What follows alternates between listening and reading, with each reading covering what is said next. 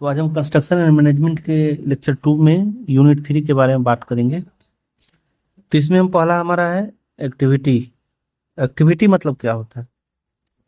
It is the task that require time and resources for its execution.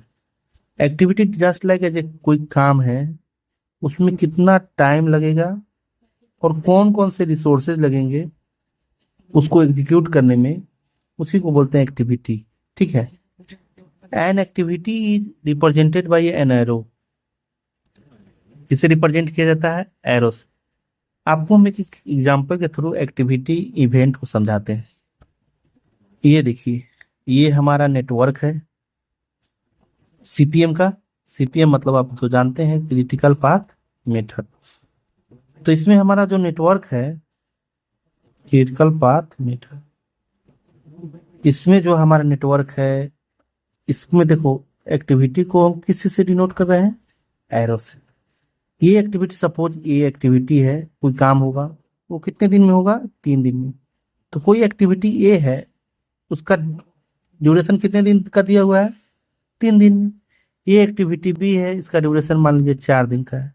ये activity सी है, इसका duration मान लीजिए 5 दिन का है, 6 दिन का, जो मन करे। तो इसको हम किससे रिप्रेजेंट कर रहे हैं? एरो से। तो ये हमारा एक्टिविटी हो गया। और ये जो नोड आपको दिख रहा है, इसी को नोड या इवेंट बोलते हैं। ये 1 नोड है, ये 2 नोड है, ये 3 नोड है।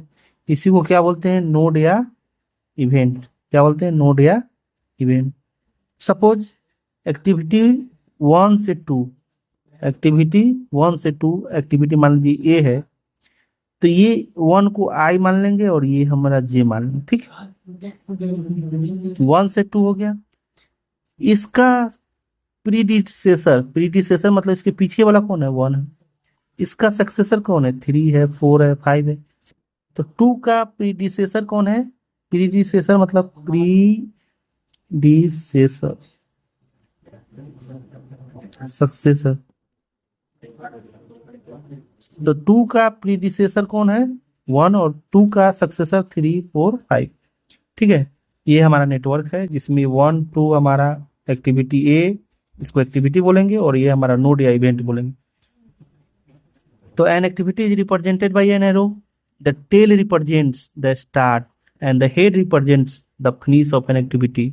सपोज ये 1 है नोड, ये 2 है नोड, और ये एक्टिविटी ए है। तो ये हमारा टेल हो गया और ये हमारा हो गया हेड। विदाउट इसको रिप्रेजेंट करेंगे, और हेड रिप्रेजेंट फिनिश, मतलब ये काम फिनिश हो गया, यहाँ तक है। ये जो एरो है उसका साइज कोई फिनिश, मतलब ये नहीं होता कि इतना बड़ा होगा, कोई डिफाइन नहीं रहता कितना बड़ा साइज। आप मन करे तो इतना बड़ा एरो ले लीजिए, मन करे तो इससे भी बड़ा ले लीजिए। तो the length, shape and direction of arrow has no relation to the size of activity. Size का कोई रिलेशन नहीं होता है। इवेंट्स और node, it is the beginning and end point of an activity. It is the beginning and end point of an activity A. ठीक है। It is a point in time, point के रूप में 1, 2। ठीक है।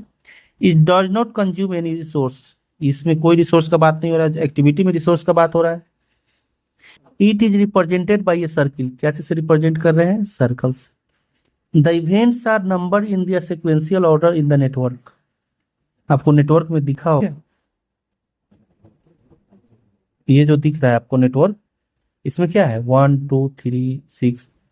तो ये जो हमारा नेटवर्क है 1, 2, 3, 4, ऐसा तो नहीं 1, 2, 3 और 8 अब तब 4 है, लाइने से चल रहा है हमारा नेटवर्क। तो सिक्वेंशियल ऑर्डर में ये हमारा हो गया tell event.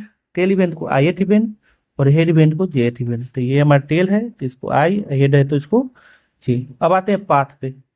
It is an unbroken chain of activity arrow connecting the initial event to some other event. तो हम पाथ दिखाते हैं।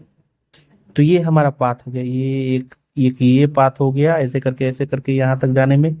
एक ये पाथ हो गया ऐसे करके यहाँ तक जाने में। एक पाथ ये हो गया हमारा यहाँ तक जाने में। एक पाथ ऐसे घुमा के यहाँ तक जाने में। 4-5 पाथ है। तो ये हमारा पाथ होगा कि हम कैसे कैसे एक्टिविटी को कंप्लीट कर रहे हैं। अब आते हैं एक्टिविटी ड्यूरेशन।